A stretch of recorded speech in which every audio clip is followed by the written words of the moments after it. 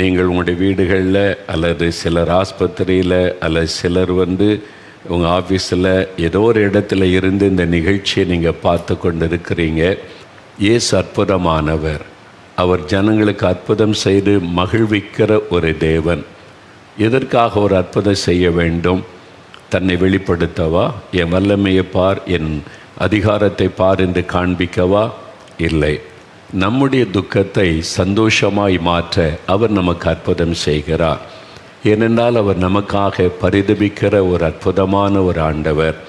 இயேசு உங்களை நேசிக்கிறதுனாலேயும் உங்கள் துக்கத்தை அவர் சந்தோஷமாய் மாற்ற விரும்புகிறதுனாலேயும் பார்க்கும்படி கர்த்தர் உங்களுக்கு உதவி செய்திருக்கிறார். நீங்கள் கிறிஸ்தவராய் இருக்கலாம், கிறிஸ்தவர் அல்லாதவராய் இருக்கலாம், ஒருவேளை கடவுள் நம்பிக்கை கூட இல்லாதவர்களாக இருக்கலாம், இருவரை இயேசுவை கேவலமாய் பேசி அவரை வெறுத்தவர்களாக கூட இருக்கலாம். பரவாயில்லை. இயேசு கிறிஸ்து எல்லாரையும் நேசிக்கிறவர், எல்லாரையும் புரிந்து கொள்கிறவர், எல்லாருக்கும் அற்புதம் செய்கிற ஒரு ஆண்டவர். கெத்செமனே தோட்டத்திலே அவரை கைது செய்து குற்றவாளியாக கொண்டு போய் நிறுத்துவதற்கு வந்த ஒரு சேவகனுடைய காது துண்டிக்கப்பட்ட போது அவனுக்கு கூட இயேசு அந்த வெட்டப்பட்ட காதை ஒட்ட வைத்து அற்புத சுகம் கொடுத்தவர் இயேசு. அந்த இயேசு உங்களை நேசிக்கிறார். லட்சக்கணக்கான குடும்பங்கள் இதை பார்த்து கொண்டு இருக்கிறீங்க. இந்தியா முழுவதிலும் இதை பார்க்குறீங்க. உலகத்தின் பல நாடுகளில் சுமார் 160 நாடுகளில் இந்த நிகழ்ச்சியை பார்த்து எனக்கும் இயேசு அற்புதம் செய்வார்னு காத்திருக்கிறீங்க. நீங்கள் எந்த மாநிலத்தில் இருந்தாலும் எந்த தேசத்தில் இருந்தாலும் இயேசு உங்களுக்கு சமீபமாக இருக்கிறார். உங்கள் வீட்டில் இருக்கிறார். நீங்கள் எங்கே இருக்கிறீங்களோ அங்கே இருக்கிறார். ஆஸ்பத்திரியில் இருக்கீங்கன்னா அங்கே பக்கத்தில் இயேசு வந்திருக்கிறார். உங்களுக்கு அற்புதம் செய்ய ஆண்டவர் விரும்புகிறார். அதனால் இன்றைக்கு உங்களுடைய துக்கம் சந்தோஷமாய் மாறும். சோர்ந்து போகாதங்க, பயப்படாதங்க. விசுவாசத்தோடு ஜெபித்தால் போதும், இயேசு அற்புதம் செய்து விடுவார். வேத வசனத்திலிருந்து நான் உங்களோட சில காரியத்தை பகிர்ந்து கொண்டு நான் ஜெபிக்க போகிறேன். நான் என்னுடைய சொந்த கொள்கைகளை ஒரு இந்த மாதிரி காரியங்களை உங்களுக்கு சொல்லவில்லை. இந்த மதம் அப்படி சொல்லுது, இந்த மதத்தில் அப்படி இருக்குது, இப்படி இருக்குது, இது ஒரு நல்ல மதம், அதெல்லாம் நான் உங்கள்கிட்ட பேச வரவில்லை. அதனால் உங்களுக்கு எந்த பிரயோஜனமும் இல்லை. என்னுடைய கருத்துக்கள், என்னுடைய ஞானம், இதை பேச நான் வரவில்லை. இந்த மனிதனுடைய வார்த்தையினாலும் உங்களுக்கு ஒரு பிரயோஜனமும் வராது. இது தேவனுடைய வார்த்தை. என் கையில் இருக்கிற வேத புஸ்தகம் தேவனுடைய வார்த்தை. இதில் தான் இயேசு கிறிஸ்துவனுடைய வாழ்க்கை வரலாறு, அதன் பிறகு நடந்த சம்பவங்கள் எல்லாம் எழுதப்பட்டிருக்கிறது.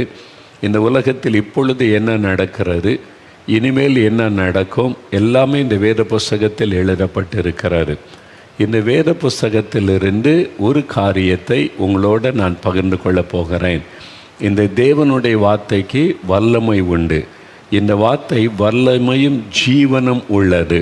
அதுக்கு உயிர் இருக்கிறது. அது நம்மோடு பேசும். இந்த வசனத்தை கவனிக்கும் போது உங்களுக்குள்ள விடுதலை உண்டாகும், சுகம் உண்டாகும், ஆறுதல் உண்டாகும், உங்கள் வாழ்க்கையில் அற்புதம் நடக்கும். என்னால் இந்த வசனம் அவ்வளோ வல்லமை உள்ளது. இயேசுவின் வார்த்தைகள் வல்லமை உள்ளது. அதிலிருந்து தான் சில காரியத்தை உங்களோட பகிர்ந்து கொள்ளப் போகிறேன். என்னால் நாம் யாரிடத்தில் வேண்டிக் கொள்ளப் போகிறோமோ அவர் எப்படிப்பட்டவர் என்பதை அறிந்து கொள்ளணும்.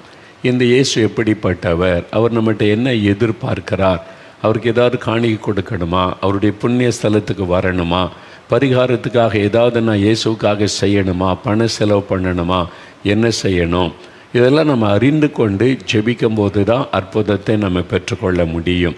அதனால் ஒரு நிமிடம் அப்படியே கண்களை மூடி, இயேசுவே என்னோடு பேசும், உம்முடைய வார்த்தைகளை கொண்டு என்னோடு பேசும், இன்றைக்கு எனக்கு ஒரு அற்புதம் வேண்டும், நீர் இவங்களுக்கெல்லாம் அற்புதம் செய்ததை போல் எனக்கும் ஒரு அற்புதம் செய்யும்.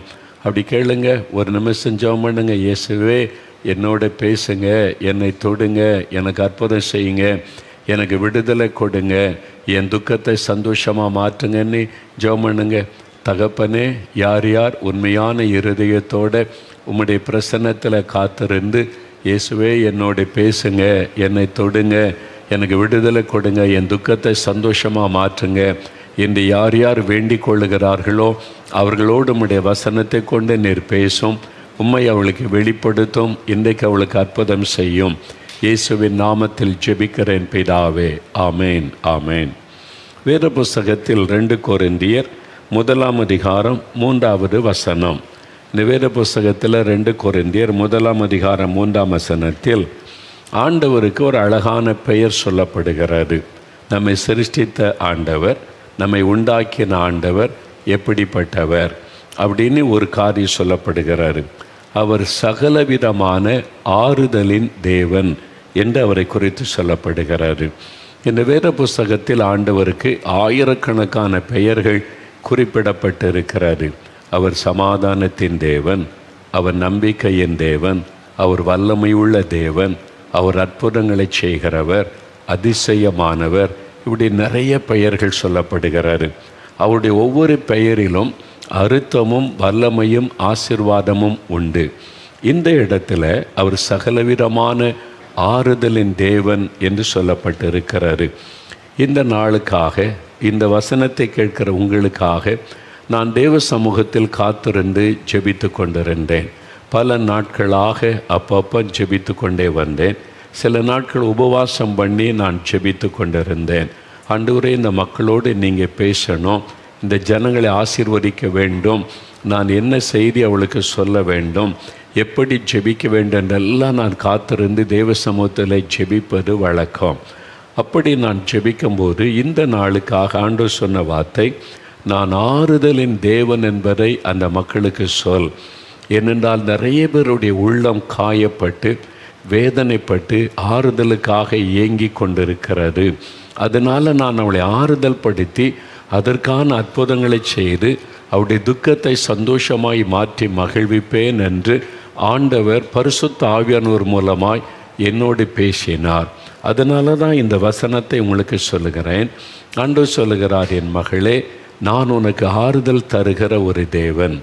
என் மகனே, நான் உனக்கு ஆறுதல் தருகிற ஒரு தேவன், சகலவிதமான ஆறுதலின் தேவனாம்.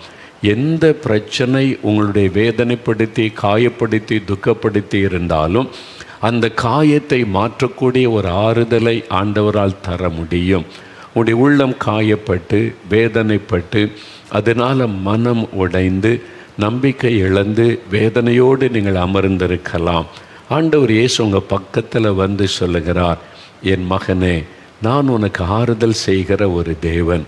என் மகளே, நான் உனக்கு ஆறுதலின் தேவன். ஏன் கலங்கி கொண்டிருக்கிறாய்? ஏன் நீ வேதனைப்பட்டு கொண்டிருக்கிறாய்? என் உள்ளத்தில் இந்த காயம் இருக்கிறது, இந்த வேதனை இருக்கிறது, யாரிடத்திலுமே சொல்ல முடியாத இந்த துக்கம் பாரம் இருக்கிறது. அப்படி காயப்பட்ட உள்ளத்தோடு நீ இருந்து கொண்டிருக்கிறாயா மகனே, மகளே? உங்கள் பக்கத்தில் தான் இன்றைக்கு இயேசு வந்து இருக்கிறார். அவர் உங்களுக்கு ஆறுதல் செய்கிற ஒரு தேவன். ஒருவேளை பாவத்தின் நிமித்தம் உள்ளம் காயப்பட்டு யாரிடத்தில் இது சொல்ல முடியும்? என்னால் இந்த பாவத்தை விடவும் முடியவில்லை, நிம்மதியாக இருக்கவும் முடியவில்லை, இது என்ன வாழ்க்கை என்று மனம் கலங்கி நிற்கலாம். ஆண்டவர் இயேசு வந்து உங்கள் பக்கத்தில் நிற்கிறார். நான் உனக்கு ஆறுதல் தருவேன், இந்த காயங்களை மாற்றுவேன் என்று கர்த்தர் உங்களுக்கு சொல்லுகிறார். ஒருவேளை வியாதி நிமித்தம் உங்களுடைய உள்ளம் காயப்பட்டிருக்கலாம். எனக்கு ஏன் இந்த வியாதி வந்தது? எங்கள் குடும்பத்தில் ஏன் இப்படி ஒரு வியாதி வந்தது? உங்களுடைய உள்ளத்தில் ஒரு துக்கத்தை கொடுத்து கொண்டிருக்கலாம். நான் பக்தியாக தானே இருக்கிறேன், கடவுள் நம்பிக்கையோடு தானே இருக்கிறேன், நான் கடவுளெல்லாம் தேடுகிறேனே, எனக்கு இப்படி ஒரு வியாதி வந்து விட்டதே, மருத்துவம் கைவிட்டு விட்டதே, இவ்வளோ பணம் சொல்ல பண்ணி சுகத்துக்கான அறிகுறி கூட தெரியவில்லையே, நான் என்ன பாவம் செய்து விட்டேன், என்ன சாபம் என்னை தொடருகிறது? உள்ளுக்குள்ளே ஒரு வேதனை, ஒரு காயம், இரவெல்லாம் தூங்க முடியாதபடி கண்ணீர், வேதனையில் இரவும் பகலும் கழித்து கொண்டிருக்கிறீர்களா? உங்கள் பக்கத்தில் இயேசு வந்து நின்று சொல்லுகிறார், என் மகனே, நான் உனக்கு ஆறுதல் செய்கிற தேவன், நீ கலங்காதே. இந்த ஆண்டவர் உங்களோடு பேசுகிறார். ஒருவேளை பிசாசினால் உண்டான போராட்டம், மனதில் பாதிப்புகள், டிப்ரெஷன், மன அழுத்தம், வெளியே சொல்ல முடியாத பிரச்சனைகள், குடும்பத்துக்குள்ளே குழப்பமான நிலைமை, என்ன செய்வதுன்னு தெரியல அப்படின்ற ஒரு வேதனை, யாரிடத்தில் சொன்னாலும் அதை புரிந்து கொள்ளுவாங்களா, அதை சரியாக விளங்கி கொள்ளுவாங்களா, என்னையே குற்றப்படுத்தி விடுவாங்களா, இந்த மாதிரி ஒரு மனக்குழப்பம், இருதயம் காயப்பட்டு ஒரு இருதயத்துக்குள்ளே நீங்கள் அழுது கொண்டிருக்கிற ஒரு நிலைமை, நான் ஏன் இந்த உலகத்தில் வாழ வேண்டும், மரித்துவிட்டால் நலமாயிருக்குமே என்று வாழ்க்கையை வெறுத்துவிட்ட ஒரு கசந்த நிலைமை. அப்படி தான் நீங்கள் அமர்ந்திருக்கிறீங்களா? இயேசு உங்கள் பக்கத்தில் வந்து சொல்லுகிறார், என் மகனே, நான் உன்னை புரிந்து கொள்ளுகிற தேவன், நான் உன்னை அறிந்திருக்கிற தேவன், நான் உனக்கு ஆறுதல் தருகிற தேவன் நான் என்று ஆண்டவர் உங்களோடு பேசுகிறார். இன்றைக்கு உங்களுடைய காயங்களை மாற்றி உங்களை ஆறுதல் படுத்தி அதற்காக அற்புதம் செய்து ஆண்டவர் உங்களை மகிழ்விக்க போகிறார்.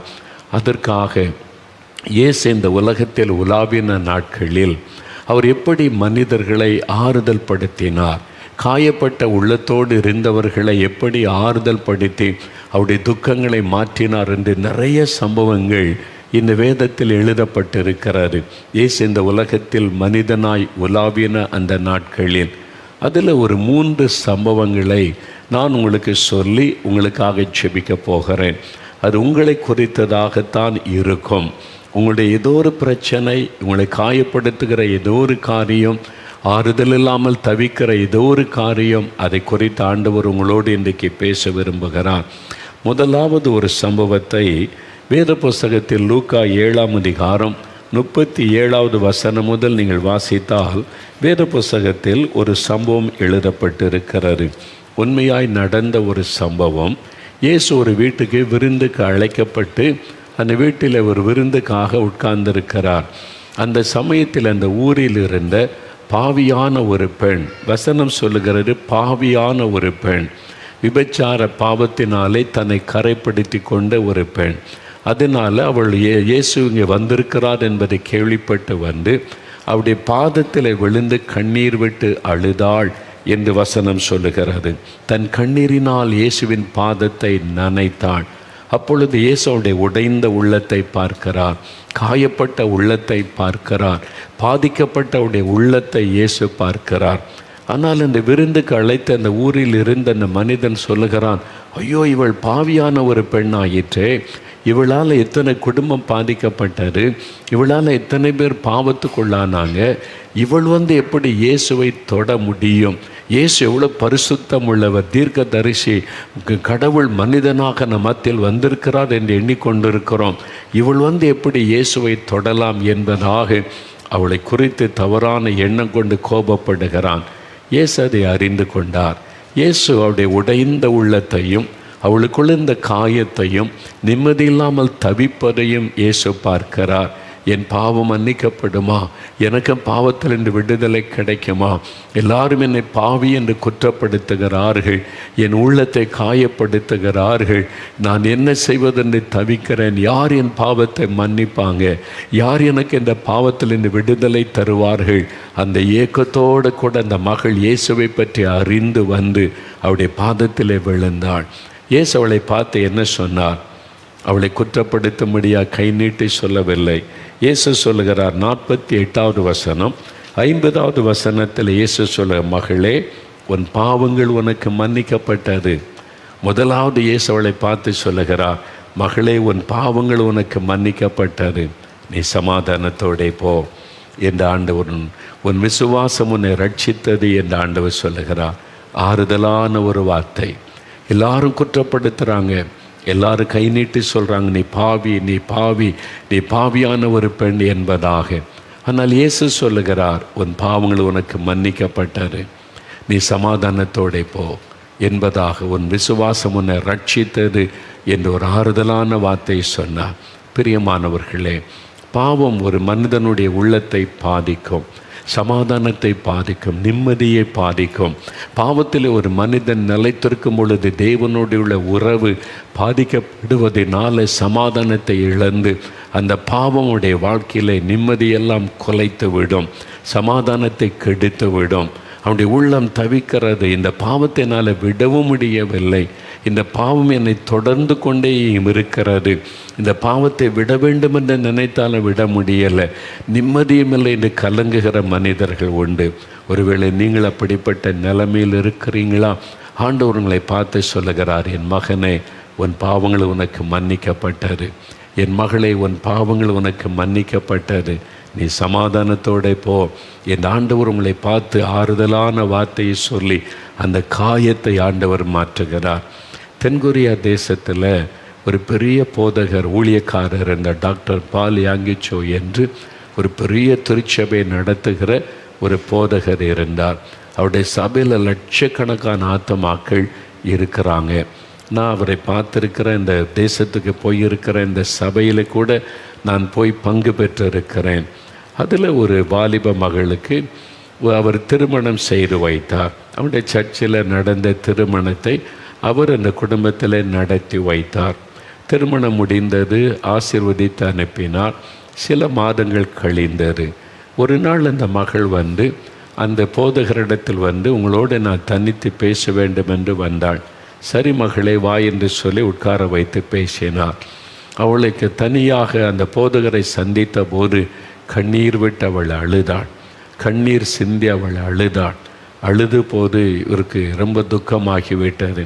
ஏதோ ஒரு காயப்பட்ட உள்ளத்தோடு இந்த மகள் வந்திருக்கிறாள், என்ன பிரச்சனையே தெரியலேன்னு சொல்லி அவள் சொன்னாள், எனக்கு வாழ பிடிக்கலை, நான் செத்து போனால் நல்லது, நான் மரித்து விட்டால் நல்லது என்பதாய் பேசினாள். ஏன் மகளே எப்படி சொல்லுகிற? உனக்கு திருமண வாழ்க்கையில் ஏதாவது பிரச்சனையா? உன் கணவரால் உனக்கு ஏதாவது பிரச்சனையான்னா? இல்லை, அவர் ரொம்ப நல்லவர், அவரால் எனக்கு எந்த பிரச்சனையும் இல்லை, அவர் என்னை ரொம்ப நேசிக்கிறார் என்பதாக. பிறகு உனக்கு என்ன பிரச்சனை? அல்லது அவருக்கு வேறு ஏதாவது பழக்கம், குடிக்கிறது, உன்னை திட்டுறது, அடிக்கிறது ஏதாவது இருக்கிறதா? ஐயோ அப்படியெல்லாம் இல்லை, என்னை ரொம்ப அன்பாய் வைத்து கொள்ளுவார், கடினமாய் பேச மாட்டார், அவ்வளோ அன்பானவர். பிறகு எதுக்கு நீ சாகணும்னு சொல்கிற? ஒரு நல்ல வாழ்க்கை தான் உனக்கு அமைந்திருக்கிறது என்று அவர் கேட்ட பொழுது சொன்னாள், அதுதான் எனக்கு பிரச்சனை. என் கணவர் ரொம்ப அன்பானவர், பரிசுத்தமானவர், செபிக்கிறவர், தெய்வ பயமுள்ளவர், என்னை ரொம்ப நேசித்து அன்பாக என்னை வைத்து பார்த்து கொள்ளுகிறார். ஆனால் அவளை பார்க்கும் போதெல்லாம் என் உள்ளம் பாதிக்கப்படுகிறது. ஏனென்றால் நான் ஒரே ஒரு முறை என் வாழ்க்கையிலே பாவம் செய்துவிட்டேன். பாவத்துக்கு இடம் கொடுத்து ஒரு நாள் நான் பாவம் செய்து விட்டேன். நான் பாவம் செய்து ஒரே ஒரு முறை அந்த பாவம் செய்து விட்டேன். அந்த பாவத்தின் நிமித்தம் என் உள்ளத்தில் மனசாட்சி என்னை வாதிக்கிறது. அவர் எவ்வளோ பரிசுத்தமான மனிதர், எவ்வளவு ஜெபிக்கிறார், எவ்வளவு உன் மீது அன்பு வைத்திருக்கிறார். ஆனால் நீயோ கரைப்பட்டவள், நீ பாவத்துக்கு இடம் கொடுத்தவள் என்று என் சொந்த மனசாட்சி என்னை வாதிக்கிறது. அதனால் அது பாவம் வேறு யாருக்கும் தெரியாவிட்டாலும் என் மனசாட்சி என்னை வாதிப்பதினால் என்னால் நிம்மதியாக இருக்க முடியல, சந்தோஷமாக இருக்க முடியலை, மகிழ்ச்சியாக வாழ முடியவில்லை. அதனால் அவரோடு நான் எப்படி வாழ முடியும்? நான் செத்து போயிடலான்னு தோன்றுகிறது என்பதாய் அவள் அழுதாள். அந்த ஊழியக்காரர் இதுதான் உனக்கு பிரச்சனையா? ஆமாம், உன் பாவத்தை உணர்கிறாய் அல்லவா? நான் உணர்ந்துட்டேன், நான் மனம் திரும்பிட்டேன், என் பாவத்தை ஆண்டவர்கிட்ட அறிக்கையிட்டு விட்டேன். சரி, நீ உணர்ந்துட்ட, ஆண்டவர்கிட்ட அறிக்கையிட்டுட்டல, இப்போ என்ன செய்யணும் என்றால், எப்போ உன் பாவத்தை நீ உணர்ந்து இயேசுவே நான் பாவம் செய்துட்டேன் என்னை மன்னிங்கன்னு கேட்டியோ, இயேசு கிறிஸ்துவின் ரத்தம் சகல பாவங்களை நீக்கி சுத்திகரிக்கும். வேத வசனத்திலிருந்து அவளோடு கூட அவர் பேசினார். ஆண்டவர் இயேசு உன்னை குற்றப்படுத்தி, உன்னை நீ பாவி என்று குற்றப்படுத்தி உன் சமாதானத்தை கெடுக்கிறவர் அல்ல. எப்போ உன் பாவத்தை நீ உணர்ந்தாயோ அப்பொழுதே அவர் மன்னித்து விடுகிறார். வேதம் சொல்லுகிறது பார், கிழக்குக்கும் மேற்குக்கும் எவ்வளவு தூரமோ அவ்வளோ தூரமாய் உன் பாவத்தை உன்னை விட்டு விலக்கி விட்டார். இனி அந்த பாவத்துக்கும் உனக்கு சம்பந்தம் இல்லை. இயேசு கிறிஸ்துவின் ரத்தம் உன்னை கழுவி விட்டது.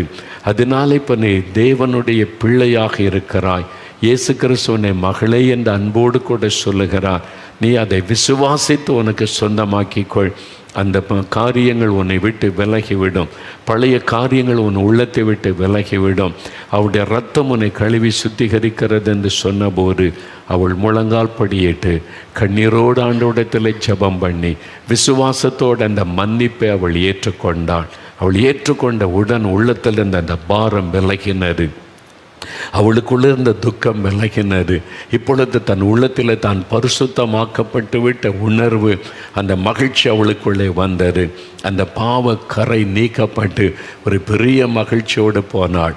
அதன் பிறகு அவள் சந்தோஷமாய் மகிழ்ச்சியோடு கூட வாழ்க்கை நடத்துவதை அந்த போதகர் கவனித்தார்.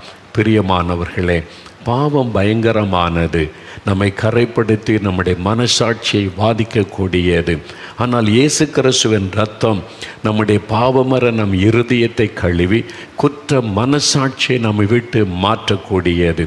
எபிரேயர் 9:14 வேதம் சொல்லுகிறாரு, இயேசு கிறிஸ்துவின் இரத்தம் நம்முடைய மனசாட்சியை பாவங்களற கழுவி சுத்திகரித்து நமக்குள்ள தேவனுடைய பிள்ளை என்ற சந்தோஷத்தை கொடுக்கிறது.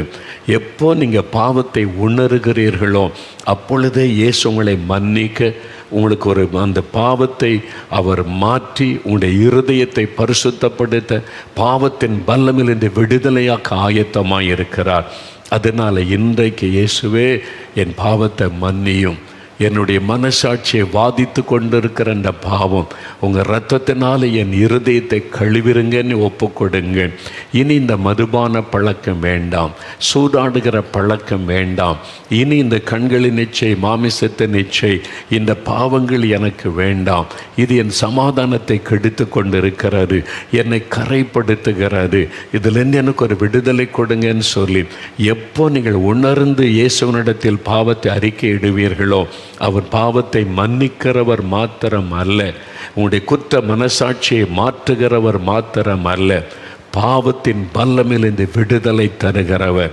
ரெண்டாவது, இயேசு செய்த இந்த ஆறுதலான ஒரு காரியம், இந்த மகளை எப்படி ஆறுதல் படுத்தினாரோ அதே மாதிரி யோவான் 5:5-6 வாசிக்கும்போது இங்கே ஒரு மனிதனை இயேசு சந்திக்கிறார். இந்த மனிதன் வியாதிப்பட்ட ஒரு மனிதன். யோவான் 5:5-6 நீங்கள் வாசிக்கும்போது, எருசலேமிலே பெதஸ்தா என்ற குளத்தின் அருகே ஒரு மனிதன் படுத்திருக்கிறான். 38 வருஷம் வியாதி கொண்ட ஒரு மனிதன். 38 வருஷம் அந்த வியாதியினால் பாதிக்கப்பட்டு படுத்த படுக்கை ஆகிவிட்டான். கை கால்களெல்லாம் செயலற்று போயிருக்கும். நம்பிக்கை இழந்து போன ஒரு மனிதன். இப்பொழுது அவனை தேடி யாரும் வருவது இல்லை. 38 வருஷம் கடந்து விட்டது. குடும்பத்தாரும் கூட அவனை மறந்து போயிருப்பார்கள். அவனுக்கு அன்பு காட்டவும், ஆறுதல் சொல்லவும், உற்சாகப்படுத்தவும் யாரும் இல்லை. தனிமையாய் படுத்திருந்த நான் என்ன பாவம் செய்தேனோ, இந்த மாதிரி கஷ்டப்படுகிறேன் என்று தன்னையே நினைத்து அவன் வேதனைப்பட்டு கலங்கினவனாய் படுத்திருந்திருக்க வேண்டும். இயேசு அவனை தேடி போகிறார். அவனை பார்த்து என்ன சொல்லுகிறார்? 5வது வசனம் 6வது வசனத்தை வாசிக்கும்போது இயேசு சொல்லுகிற ஒரு காரியம், சுகமாக வேண்டுமென்று நீ விரும்புகிறாயா? மகனே, நீ சுகமாக வேண்டுமென்று விரும்புகிறாயா? 38 வருஷம் வியாதி படுக்கை, சரீரமெல்லாம் பாதிக்கப்பட்டு கை கால்களெல்லாம் செயல் இழந்து அவன் மனதெல்லாம் விட்டு போயிருக்கும். அப்படியே மனம் சோர்ந்து போயிருக்கும். எனக்கென்று யாரும் இல்லை, எனக்கு அன்பு காட்ட ஆதரவாய் பேச யாரும் இல்லை என்று கலங்கி நின்ற ஒரு மனிதன். இயேசு அவனை தேடி போய் சொல்லுகிறார், நீ சுகமாக வேண்டுமென்று விரும்புகிறாயா என்று ஆண்டவர் கேட்கிறார். எவ்வளோ ஒரு ஆறுதலான வார்த்தை பார்த்தீங்களா? ஆண்டவர் உங்களை பார்த்து கேட்கிறார், என் மகனே, நீ சுகமாக வேண்டுமென்று விரும்புகிறாயா? என் மகளே, நீ சுகமாக வேண்டுமென்று விரும்புகிறாயா என்று ஆண்டவர் கேட்கிறார். எத்தனை வருட வியாதி, இத்தனை வருஷம் கஷ்டப்படுறேனே, பிறந்ததுலேருந்து இந்த வியாதி, இந்த வேதனை, 20 வருஷமாக இந்த வேதனை, வலி, ஐயோ மருத்துவம் என்னை கைவிட்டு விட்டதே அப்படின்னு மனம் கலங்கி நிற்கிறீர்களா? யாருமே என்னை புரிந்து கொள்ளலை, என் வேதனையை அவங்க அறிந்து கொள்ளவில்லை, எல்லாரும் என்னை ஒரு மாதிரி பார்க்குறாங்க அப்படின்னு சோர்ந்து போனீங்களா?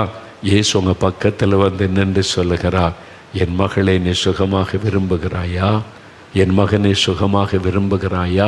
உங்கள் விருப்பத்தை சொல்லுங்கள் அவரிடத்துல. உடனே உடைய விருப்பத்தை அவர் நிறைவேற்றும். ஆமாண்டவரே, நான் சுகமாக விரும்புகிறேன், என்னை சுகமாக்குங்கன்னு சொல்லுங்கள். இயேசுவே என்னை சுகமாக்கும், இயேசுவே எனக்கு ஒரு அற்புதம் செய்யும். நீங்கள் கேட்ட ஆண்டவர் கட்டாயம் உங்களுக்கு அற்புதம் செய்வா. நான் சொன்னால எங்கள் ஒரு பக்கத்தில் ஏரல் என்ற ஒரு ஊர் இருக்கிறார். அதுதான் தாலுகாவுடைய ஹெட் குவார்ட்டர்ஸ்.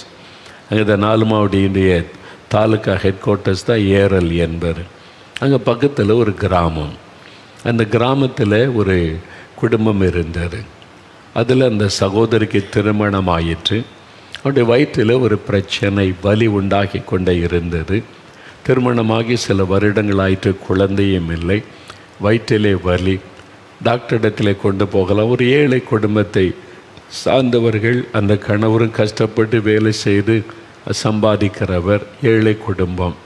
சரி, மனைவிக்கு இப்படி கஷ்டப்படுகிறாள் என்று ஆஸ்பத்திரிக்கு அழைத்து கொண்டு போனார். அங்கே போய் எல்லா ரிப்போர்ட்டெல்லாம் எடுத்து பார்த்துட்டு சொன்னாங்க, டாக்டர்ஸு கர்ப்பப்பையில் ஒரு பெரிய கட்டி வந்து விட்டது, அதனால் இந்த மகளுடைய உயிருக்கு ஆபத்து. அப்போ என்ன செய்யணும், கர்ப்பப்பையையே எடுத்து விட வேண்டும். அந்த கட்டி அந்த கர்ப்பப்பையில் இருக்கிறதுனால கட்டியை மாத்திரம் எடுக்க முடியாது. அந்த மாதிரி பாதிப்பு கர்ப்பப்பையில் வந்து விட்டது. கர்ப்பப்பையையே அப்புறப்படுத்தினாதான் அந்த மகள் உயிர் பிழைக்க முடியும், இல்லாட்டா அவ்வளவுதான் என்று சொல்லிவிட்டார்கள். பெரிய ஒரு அதிர்ச்சியோடு வீட்டுக்கு வந்தார்கள். கணவன் பார்த்தார், கர்ப்பப்பையை எடுத்து விட்டால் நமக்கு குழந்தையும் இல்லை, அதன் பிறகு குழந்தையும் பிறக்க வாய்ப்பில்லை. அடுத்தது ஆப்ரேஷன் பண்ணணுமானா அதுக்கு ஆயிரக்கணக்கான ரூபாய் தேவை. அதுக்கு நான் எங்கே போவது? ஒரு பக்கம் பண பிரச்சனை, இன்னொரு பக்கத்தில் கர்ப்பப்பையை எடுத்து விட்டால் அடுத்து குழந்தை பிறக்க வாய்ப்பில்லை. அதனால் எப்படி இவளோட வாழுவது? பாருங்கள், கணவன் தன் மனைவியை பார்த்து சொன்னால், தன்னுடைய பெற்றோருடைய வீட்டில் வந்து விட்டு இனிமேல் நீ உன் பெற்றோர் உன்னை பார்த்து கொள்ளட்டும், இனிமேல் உனக்கு எனக்கு சம்பந்தம் இல்லை. எப்படி நான் வாழ்வது? கர்ப்பப்பையை எடுத்து விட்டால் குழந்தையே பிறக்காது, எப்படி வாழ்வது? ஒரு கணவன் பாருங்கள், அந்த மனைவியினுடைய வேதனை கூட புரிந்து கொள்ளாமல் கொண்டு வந்து பெற்றோருடைய வீட்டிலே விட்டு போய்விட்டான். அவ்வளவுதான். இப்போ அந்த மகள் வியாதியின் வேதனை ஒரு பக்கம், கணவன் தன்னை விட்டு பிரிந்து போய்விட்டான், கைவிடப்பட்ட நிலைமை ஒரு பக்கம். வேதனையில் அழுது கொண்டே நாட்களை கழித்து கொண்டிருந்தான். என்ன நடக்கும் எப்படின்னு? அவருடைய பெற்றோரும் ஏழை குடும்பம், ஆஸ்பத்திரிலாம் போய் ஆயிரக்கணக்காக பணம் செலவு பண்ண வசதி இல்லாத குடும்பம். அழுது நாட்களை கழித்து கொண்டிருந்தான். காயப்பட்ட ஒரு உள்ளம், வேதனைப்பட்ட ஒரு சரீரம், வேதனையோடு இருந்த சமயம் பக்கத்து வீட்டில் இருந்த கிறிஸ்தவர் அல்லாத ஒரு சகோதரி சொன்னாங்க, பக்கத்தில் 4 மாவடி ஊர் இருக்குது, அங்கே நிறைய பேர் பிரார்த்தனைக்கு போகிறாங்க, இயேசு கிறிஸ்து அற்புதம் செய்கிறாராம், நீ எதுக்கு உட்காந்து அழுதுகிட்டே இருக்கிற? நீயும் ஒரு கடிதம் எழுதி போட்டால் கூட ஜெபம் பண்ணுவாங்களாம், உன் பிரச்சனையை எழுதி போடு, அவங்க உனக்காக பிரார்த்தனை பண்ணுவாங்க. நீ கிறிஸ்தவர் அல்லாத ஒரு சகோதரி தான் இந்த ஊழியத்தை பற்றி கேள்விப்பட்டு சொன்ன உடனே அந்த மகள் ஒரு வேதனையோடு அதெல்லாம் விளக்கமாக எழுதி, என் கணவர் என்னை கைவிட்டுட்டு போயிட்டார், டாக்டர்ஸும் இப்படி சொல்கிறாங்க, ஆஸ்பத்திரியில் போய் ஆப்ரேஷன் பண்ணுறதுக்கு பண வசதியும் கிடையாது, என் ஏழை பெற்றோரும் கண்ணீர் வடிக்கிறாங்க, என் வாழ்க்கையை முடிந்து போனது, அவ்வளவுதான், எனக்காக பிரார்த்தனை பண்ணுங்கள் என்று எழுதியிருந்தாள்.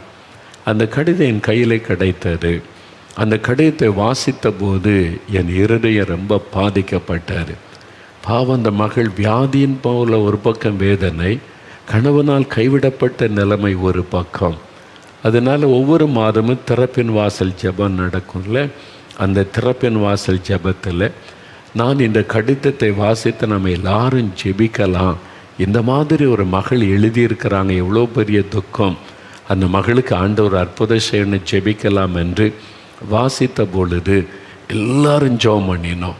அந்த மகளுக்காக பேரை சொல்லி ஒரு ஆச்சரியமான காரியம் என்ன தெரியுமா? கடிதம் எழுதிவிட்டு அந்த மகள் இந்த ஜெபம் எங்கே நடக்குன்னு விசாரித்து அந்த மகள் இன்றைக்கு ஜெபத்துக்கு வந்திருக்கிறார்கள்.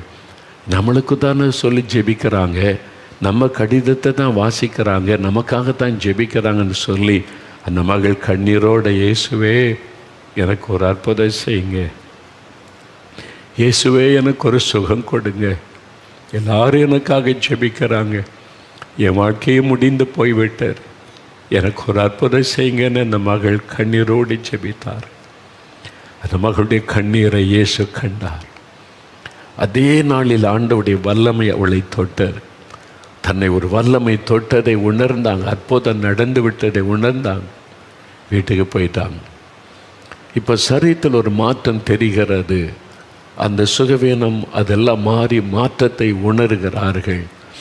அவங்க இயேசுவேன்னு ஜெபித்து கொண்டிருக்கும் போது வேண்டான்னு விட்டுட்டு போன கணவர் மறுபடியும் தன் மனைவி எனக்கு வேணும்னு தேடி வந்து விட்டார். அந்த மனைவி தன் வீட்டுக்கு அழைச்சிட்டு போயிட்டார்.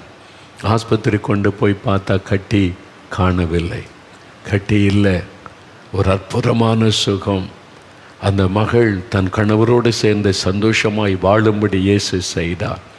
நம்ம இயேசு உடைக்கிறார் ஊழிய குழுவினர் கிராமத்தில் சுவிசேஷத்தை அறிவிக்க போன போது இந்த சகோதரி கையில் குழந்தையோடு வந்து சொன்னாங்க, 4 மாடியிலேருந்து வர்றீங்களா? ஆமாம், அங்கே தான் எனக்கு அற்புதம் நடந்துச்சு. என் கர்ப்பப்பையை எடுக்கணும்னு டாக்டர் சொல்லிட்டாங்க. நாங்கள் வந்து அழுது கண்ணீரோடு இயேசுக்கிட்ட ஜெபம் பண்ணேன். அந்த கட்டியும் போயிட்டு எனக்கு ஒரு குழந்தைய ஆண்டவர் தந்திருக்கிறாரு. இந்த இயேசுவை நான் மறக்க மாட்டேன், அந்த இயேசுவை நான் விட மாட்டேன், அந்த இயேசு தான் எனக்கு எல்லாம் என்று அந்த ஏழை மகள் சொன்னார்கள். எனக்கு அன்பானவர்களே, இயேசு எவ்வளோ அற்புதமான ஆண்டவர். அவர் எந்த மத வித்தியாசமும் பார்க்கிற தேவன் அல்ல. தன்னை நோக்கி ஜெபிக்கிறவர்கள் எந்த மதத்தை சார்ந்தவர்கள் என்றெல்லாம் பார்க்க அவருக்கு தெரியாது. இயேசுவே எனக்கு உதவி செய்யுங்க அப்படின்னு கூப்பிடும்போது காயப்பட்ட உள்ளம், வேதனைப்பட்ட உள்ளம், அதைத்தான் ஆண்டவர் பார்க்கிறார். அவங்களுக்கு அற்புதம் செய்து மகிழ பண்ணுகிறார். இன்றைக்கு உங்களுக்கு செய்வார். அவர் ஆறுதலின் தேவன். நான் ஆறுதல் படுத்துகிறேன். உங்களை ஆறுதல் படுத்தி வெறும் வார்த்தையில் சொல்லிவிட்டு போவது அல்ல, அவர் அற்புதம் செய்கிற ஆண்டவர். உங்களுடைய துக்கத்தை சந்தோஷமாய் மாற்றுவதற்கான அற்புதத்தை செய்.